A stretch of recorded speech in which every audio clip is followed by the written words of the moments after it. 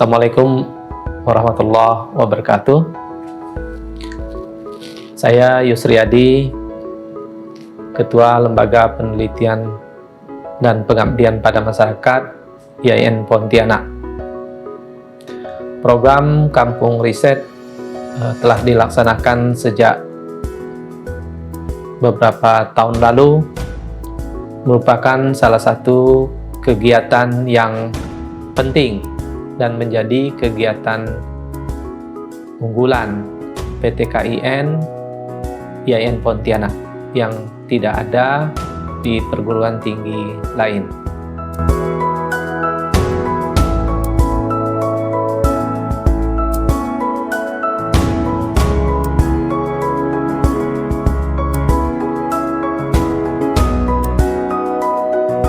Kampung riset penting untuk memberikan pembelajaran kepada mahasiswa dengan dibimbing oleh dosen-dosen, melakukan kegiatan riset di lapangan dan penulisan. Output dari kegiatan kampung riset itu berupa buku yang bisa dimanfaatkan untuk kepentingan sangat banyak. Bagi mahasiswa, buku itu bisa menambah portofolio setelah menyelesaikan studi. Kemudian bagi program studi, buku-buku mahasiswa dapat berkontribusi untuk akreditasi.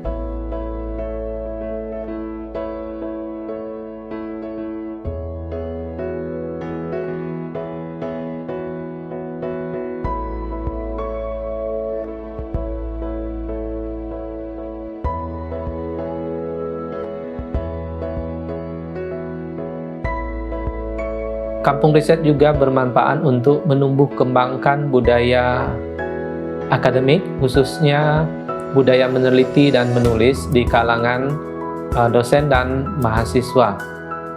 Melalui kegiatan kampung riset, mahasiswa dan dosen berkolaborasi menghasilkan karya yang dapat diterbitkan baik dalam bentuk buku maupun dalam bentuk jurnal.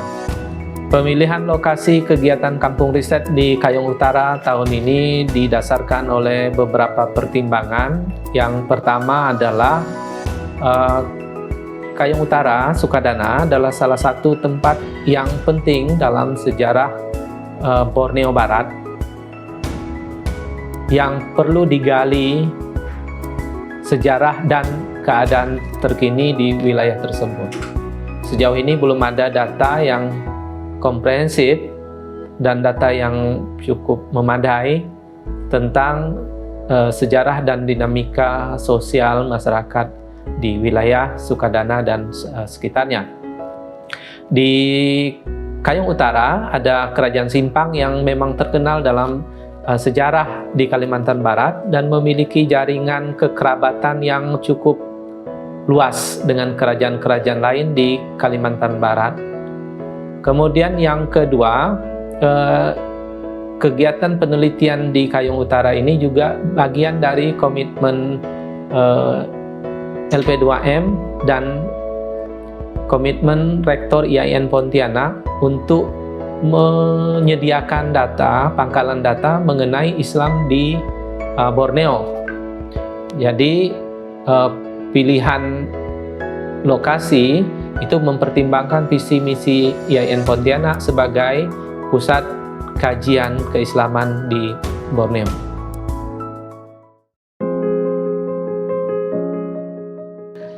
Institut Agama Islam Negeri IAIN Pontianak punya komitmen tinggi terhadap upaya mendiseminasikan gagasan tentang Islam yang moderat, yang santun, yang berwawasan kearifan lokal.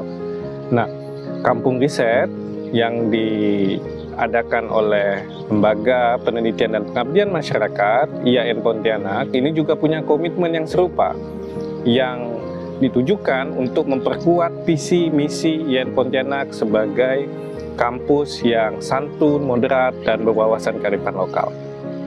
Perkenalkan, nama saya Dr. Syamsul Kurniawan, Sarjana Teologi Islam, Magister Studi Islam. Saya adalah dosen di Fakultas Tarbiyah dan Ilmu Keguruan di IAIN Pontianak dan saat ini dipercayai untuk menjabat sebagai Ketua Program Studi pada Program Studi Pendidikan Agama Islam. Nah, di kelompok saya yang saya dampingi itu total ada 14 orang, tidak hanya mahasiswa tetapi ada dosen yang mana kami nantinya akan bersama-sama melakukan penelitian yang serius tentang Muslim pesisir yang ada di 3 desa yang menjadi wilayah objek penelitian kami. 3 desa tersebut adalah Desa Pangkalan Buton, Desa Rantau Panjang, dan Desa Sutra. Nah, kelompok kami di 3 desa ini tertarik meneliti tentang bagaimana keberislaman Muslim pesisir.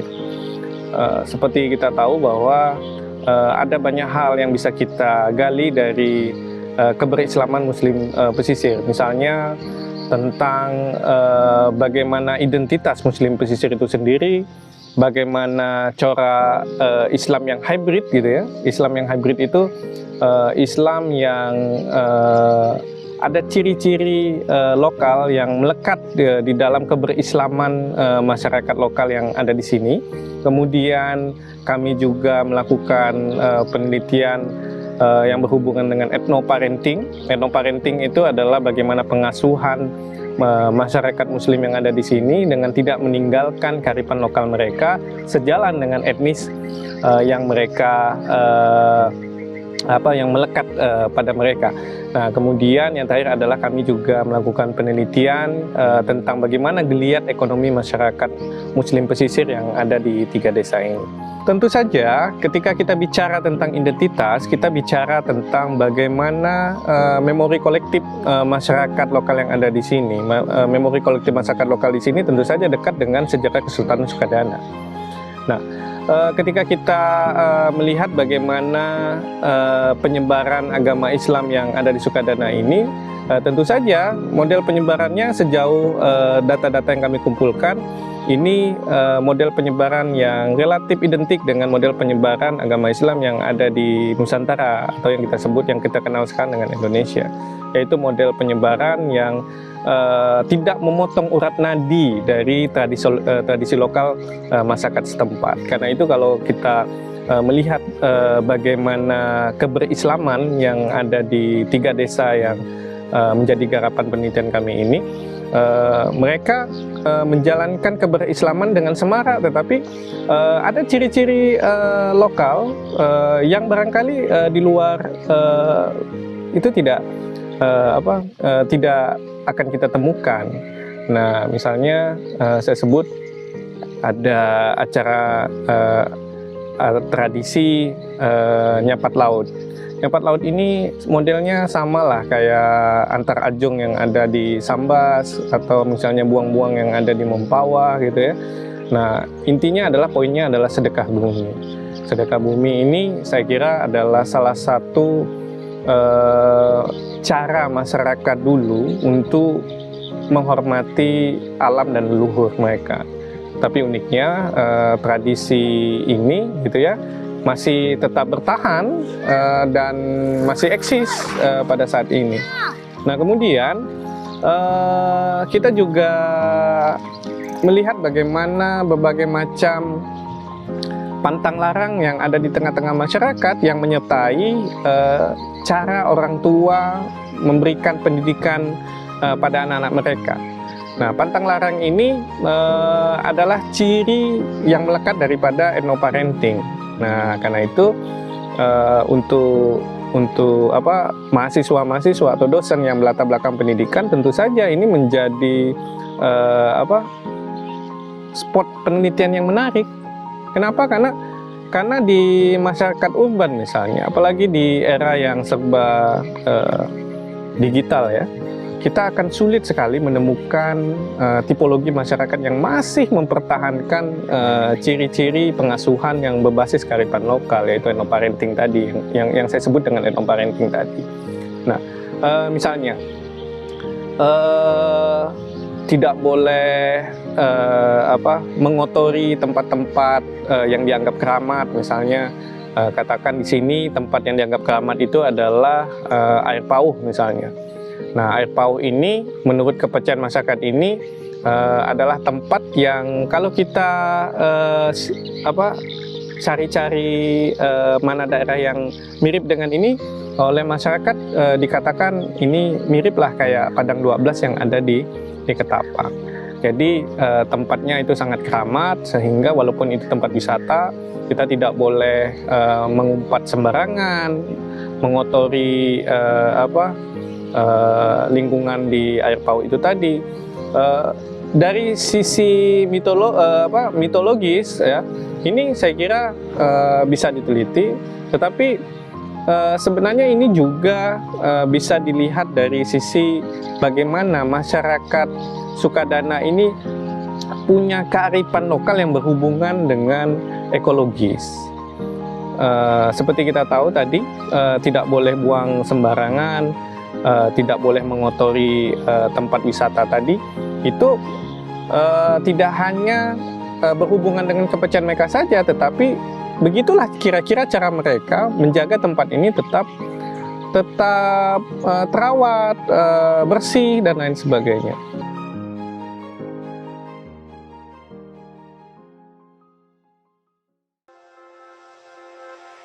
Saya Andri Fitrianto MUD, pada saat ini menjabat sebagai Sekretaris Prodi Studi Agama Fakultas Usuluddin Adab dan Dakwah IAIN Pontianak, yang alhamdulillah diberikan kepercayaan sebagai salah satu dosen pembimbing di salah satu kelompok kampung riset yang ditempatkan di Desa Masbangun, Kecamatan Teluk Batang, Kabupaten Kayong Utara.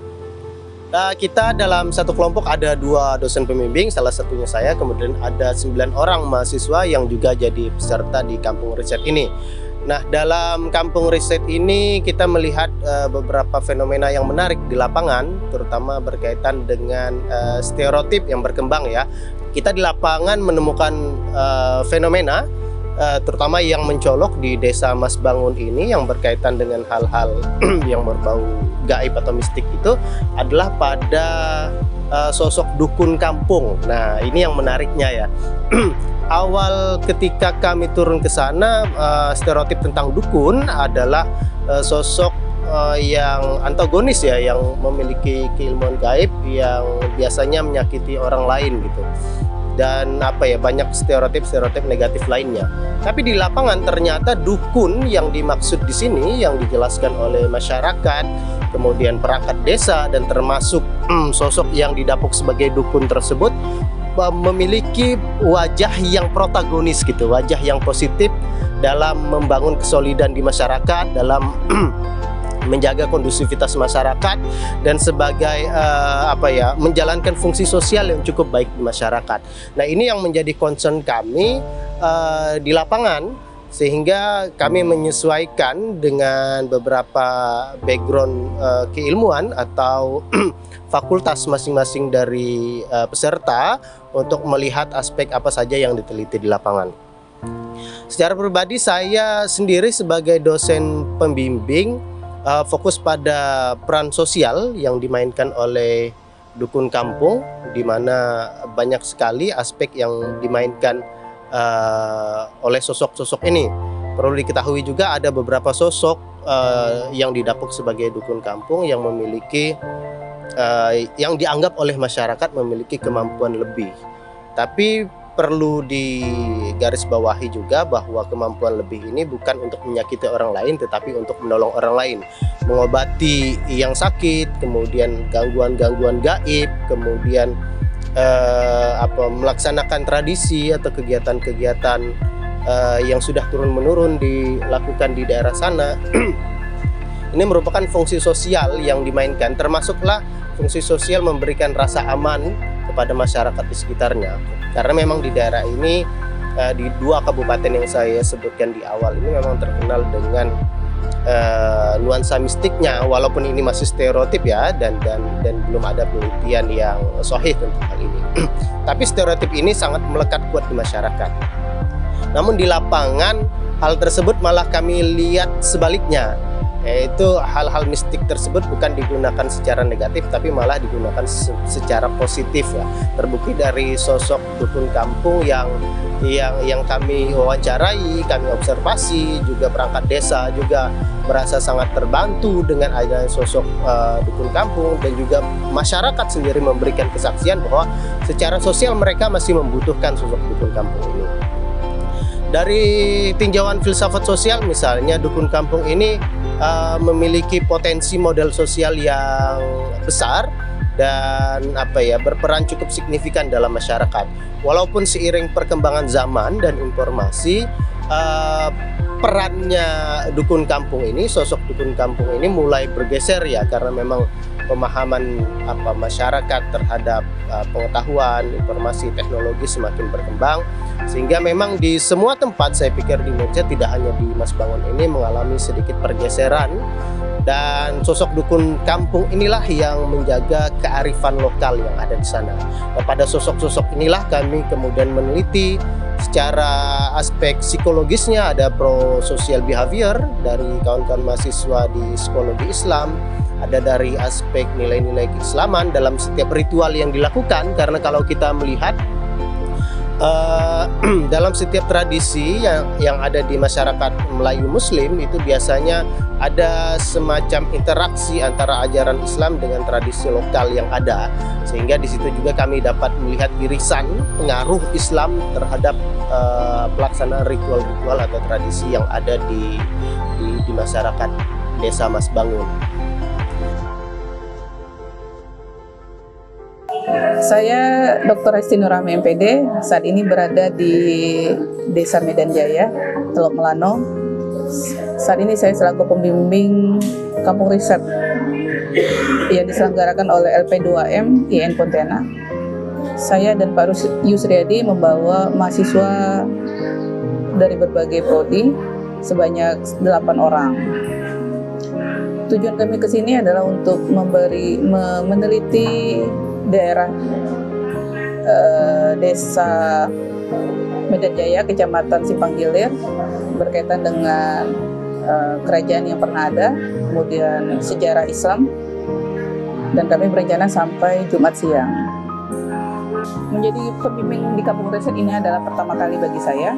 Saya sangat senang sekali dan tertantang karena memang saya merasa dan membayangkan ini begitu berat menjadi pembimbing karena targetnya adalah sebuah buku. Tapi akan saya coba dan saya pelajari ini sebagai latihan ke depan bahwa penelitian akhir dari sebuah penelitian adalah sebuah buku, tidak hanya artikel. Dan harapan saya bisa menjadi pembimbing kampung riset berikutnya, atau ya paling tidak 2 tahun lagi, atau setidaknya akan ada kesempatan itu datang lagi walaupun tidak tiap tahun.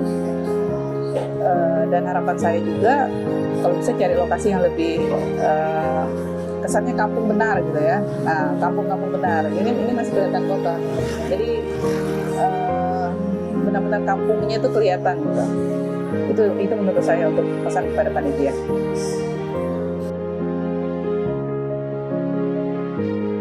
Assalamualaikum warahmatullahi wabarakatuh. Nama saya Muhammad Owen Gunawan, dosen di Fakultas Ekonomi dan Bisnis Islam IAIN Pontianak.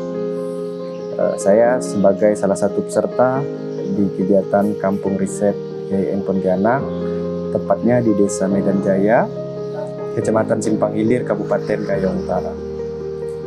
Pertama saya menyampaikan bahwasanya kegiatan Kampung Riset ini sangat bermanfaat, bukan saja bagi dosen tetapi juga bagi mahasiswa, karena nanti akan menghasilkan sebuah karya ilmiah, baik itu berupa buku, jurnal, dan lain sebagainya. Kegiatan Kampung Riset ini dilaksanakan selama kurang lebih 1 minggu dengan bertemu beberapa pihak yang dirasakan kompeten untuk menyampaikan berkaitan dengan kebudayaan, dengan ekonomi, dan lain sebagainya, yang masing-masing dirangkai dengan disiplin ilmu daripada para peserta itu sendiri. Berkaitan dengan rencana penelitian yang diambil sesuai disiplin ilmu, saya akan mencoba mengkaji berkaitan dengan ekonomi kehidupan masyarakat di Desa Medan Jaya, Kecamatan Simpang Hilir, Kabupaten Kayong Utara, di mana aktivitas masyarakat di Desa Medan Jaya lebih banyak beraktivitas di sektor pertanian, perkebunan, dan peternakan. Itu yang nanti akan kita kaji lebih jauh, bagaimana dampaknya kepada kemandirian dan kesejahteraan masyarakat setempat.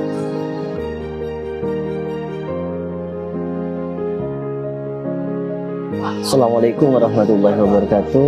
Perkenalkan, nama saya Bahrul Ulum, salah satu dosen dari program studi ekonomi syariah yang dinaungi oleh Fakultas Ekonomi dan Bisnis Islam IAIN Pontianak. Untuk dalam kampung riset ini kebetulan saya di ekonomi ya, jadi saya lebih fokus menelitinya tentang ekonomi ya, tentang bagaimana orang tua itu terkait pendidikan terhadap anaknya itu menjadi sebuah prioritas utama gitu. Jadi tujuannya itu nanti bagaimana pendidikan anak terhadap daerah-daerah ini yang mempengaruhi dari bidang sosial ekonominya gitu. Itu target dari penelitian ini. Yang saya udah 3 hari berada di agenda ini, yang saya tangkap itu dari berbagai jenis aktivitas, baik dari pendapatan masyarakat sekitar. Nah, itu yang menjadi pandangan saya, atau yang saya sudah tangkap itu dari berbagai penghasilan yang mereka dapat dari berbagai komoditi yang ada, khususnya di Simpang Hilir gitu ya, karena banyak sekali komoditi yang menjadi mata pencaharian warga sekitar, diantaranya walet ya, karena hampir setiap rumah itu pasti ada gitu. Nah, selain itu juga ada yang emang bergerak di bidang peternakan, ada yang bergerak di bidang pertanian gitu. Jadi banyak komoditi-komoditi yang dijadikan sebagai mata pencaharian. Assalamualaikum warahmatullahi wabarakatuh. Saya Didi Darmadi, salah satu peneliti yang kali ini mengikuti kegiatan kampung riset IAIN Pontianak tahun 2022. Nah, kami meneliti di Desa Gunung Sembilan, Kecamatan Sukadana, Kabupaten Kayong Utara, Provinsi Kalimantan Barat. Hari pertama kami silaturahim dengan kepala desa dan perangkatnya.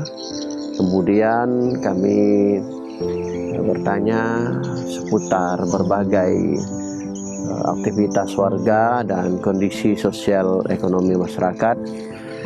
Dan pada hari berikutnya kami mulai menyebar untuk mencari data tentang berbagai berbagai fakta, berbagai hal yang ada di Desa Gunung Sembilan. Bahkan kalau diperlukan dan memang kami perlu, kami juga cari data sampai keluar desa untuk memvalidkan atau menguatkan fakta tentang sebuah data. Nah, kami sudah